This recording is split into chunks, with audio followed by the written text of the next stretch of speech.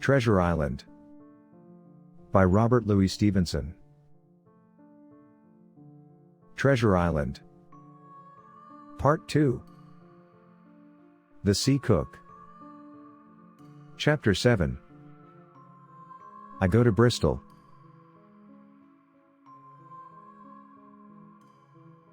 It was longer than the squire imagined ere we were ready for the sea, and none of our first plans, not even Dr. Livesey's, of keeping me beside him could be carried out as we intended. The doctor had to go to London for a physician to take charge of his practice. The squire was hard at work at Bristol, and I lived on at the Hall under the charge of old Redruth, the gamekeeper, almost a prisoner, but full of sea dreams and the most charming anticipations of strange islands and adventures. I brooded by the hour together over the map, all the details of which I well remembered. Sitting by the fire in the housekeeper's room, I approached that island in my fancy from every possible direction. I explored every acre of its surface. I climbed 1,000 times to that tall hill they call the Spyglass, and from the top enjoyed the most wonderful and changing prospects. Sometimes the isle was thick with savages, with whom we fought, sometimes full of dangerous animals that hunted us, but in all my fancies nothing occurred to me so strange and tragic as our actual adventures. So the weeks passed on, till one fine day there came a letter addressed to Dr. Livesey, with this addition, to be opened, in the case of his absence, by Tom Redruth or young Hawkins. Obeying this order, we found, or rather I found, for the gamekeeper was a poor hand at reading anything but print, the following important news. Old Anchor Inn, Bristol, March 1st, 17. Dear Livesey, as I do not know whether you are at the Hall or still in London, I send this in double to both places. The ship is bought and fitted. She lies at anchor, ready for sea. You never imagined a sweeter schooner a child might sail her 200 tons. Name, Hispaniola. I got her through my old friend, Blandly, who has proved himself throughout the most surprising trump. The admirable fellow literally slaved in my interest, and so, I may say, did everyone in Bristol. As soon as they got wind of the port we sailed for treasure, I mean. Redruth, said I, interrupting the letter, Dr. Livesey will not like that. The squire has been talking, after all. Well, who's a better right? Growled the gamekeeper. A pretty rum go if squire ain't to talk for Dr. Livesey, I should think. At that I gave up all attempts at commentary and read straight on. Blandly himself found the Hispaniola, and by the most admirable management got her for the merest trifle. There is a class of men in Bristol monstrously prejudiced against Blandly. They go the length of declaring that this honest creature would do anything for money, that the Hispaniola belonged to him, and that he sold it me absurdly high, the most transparent calumnies. None of them dare, however, to deny the merits of the ship. So far there was not a hitch. The workpeople, to be sure, riggers and what not, were most annoyingly slow. But time cured that. It was the crew that troubled me. I wished a round score of men in case of natives, buccaneers, or the odious French, and I had the worry of the deuce itself to find so much as half a dozen, till the most remarkable stroke of fortune brought me the very man that I required. I was standing on the dock, when, by the merest accident, I fell in talk with him. I found he was an old sailor, kept a public house, knew all the seafaring men in Bristol, had lost his health ashore, and wanted a good berth as cook to get to sea again. He had hobbled down there that morning, he said, to get a smell of the salt.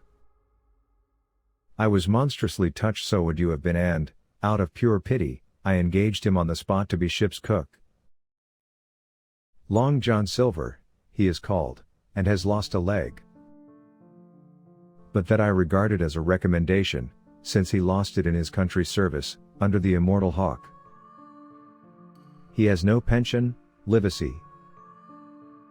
Imagine the abominable age we live in. Well, sir, I thought I had only found a cook, but it was a crew I had discovered. Between Silver and myself we got together in a few days a company of the toughest old salts imaginable, not pretty to look at, but fellows, by their faces, of the most indomitable spirit. I declare we could fight a frigate. Long John even got rid of 2 out of the 6 or 7 I had already engaged. He showed me in a moment that they were just the sort of freshwater swabs we had to fear in an adventure of importance. I am in the most magnificent health and spirits, eating like a bull, sleeping like a tree, yet I shall not enjoy a moment till I hear my old tarpaulins tramping round the capstan. Seaward, ho! Hang the treasure!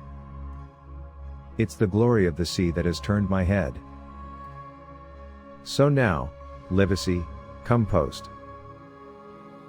Do not lose an hour, if you respect me. Let young Hawkins go at once to see his mother, with Redruth for a guard. And then both come full speed to Bristol. John Trelawney postscript. I did not tell you that Blandly, who, by the way, is to send a consort after us if we don't turn up by the end of August, had found an admirable fellow for sailing master, a stiff man, which I regret, but in all other respects a treasure. Long John Silver unearthed a very competent man for a mate, a man named Arrow. I have a boatswain who pipes, Livesey. So things shall go man-o'-war fashion on board the good ship Hispaniola. I forgot to tell you that Silver is a man of substance. I know of my own knowledge that he has a banker's account, which has never been overdrawn. He leaves his wife to manage the inn. And as she is a woman of color, a pair of old bachelors like you and I may be excused for guessing that it is the wife, quite as much as the health, that sends him back to roving. JTPPS Hawkins may stay one night with his mother. JT, you can fancy the excitement into which that letter put me. I was half beside myself with glee. And if ever I despised a man, it was old Tom Redruth, who could do nothing but grumble and lament. Any of the under gamekeepers would gladly have changed places with him. But such was not the squire's pleasure, and the squire's pleasure was like law among them all. Nobody but old Redruth would have dared so much as even to grumble. The next morning he and I set out on foot for the Admiral Benbow, and there I found my mother in good health and spirits. The captain, who had so long been a cause of so much discomfort, was gone where the wicked cease from troubling. The squire had had everything repaired, and the public rooms and the sign repainted, and had added some furniture, above all a beautiful armchair for mother in the bar. He had found her a boy as an apprentice also, so that she should not want help while I was gone. It was on seeing that boy that I understood, for the first time, my situation. I had thought up to that moment of the adventures before me, not at all of the home that I was leaving. And now, at sight of this clumsy stranger, who was to stay here in my place beside my mother, I had my first attack of tears. I am afraid I led that boy a dog's life, for as he was new to the work, I had 100 opportunities of setting him right and putting him down, and I was not slow to profit by them. The night passed, and the next day, after dinner, Redruth and I were afoot again and on the road. I said goodbye to mother and the cove where I had lived since I was born, and the dear old Admiral Benbow since he was repainted, no longer quite so dear. One of my last thoughts was of the captain, who had so often strode along the beach with his cocked hat, his saber-cut cheek, and his old brass telescope. Next moment we had turned the corner and my home was out of sight. The mail picked us up about dusk at the Royal George on the Heath. I was wedged in between Redruth and a stout old gentleman, and in spite of the swift motion and the cold night air, I must have dozed a great deal from the very first, and then slept like a log up hill and down dale through stage after stage, for when I was awakened at last it was by a punch in the ribs, and I opened my eyes to find that we were standing still before a large building in a city street and that the day had already broken a long time. "Where are we?" I asked. Bristol, said Tom. Get down. Mr. Trelawney had taken up his residence at an inn far down the docks to superintend the work upon the schooner. Thither we had now to walk, and our way, to my great delight, lay along the quays and beside the great multitude of ships of all sizes and rigs and nations. In one, sailors were singing at their work, in another there were men aloft, high over my head, hanging to threads that seemed no thicker than a spider's. Though I had lived by the shore all my life, I seemed never to have been near the sea till then. The smell of tar and salt was something new. I saw the most wonderful figureheads, that had all been far over the ocean. I saw, besides, many old sailors, with rings in their ears, and whiskers curled in ringlets, and tarry pigtails, and their swaggering, clumsy sea walk. And if I had seen as many kings or archbishops I could not have been more delighted. And I was going to see myself, to sea in a schooner, with a piping boatswain and pigtailed singing seamen, to sea, bound for an unknown island, and to seek for buried treasure. While I was still in this delightful dream, we came suddenly in front of a large inn and met Squire Trelawney, all dressed out like a sea officer, in stout blue cloth, coming out of the door with a smile on his face and a capital imitation of a sailor's walk. "Here you are," he cried, "and the doctor came last night from London." "Bravo! The ship's company complete." "Oh, sir," cried I, "when do we sail?" "Sail," says he.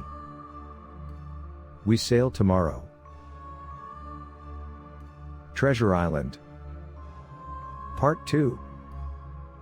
End of Chapter 7. I go to Bristol.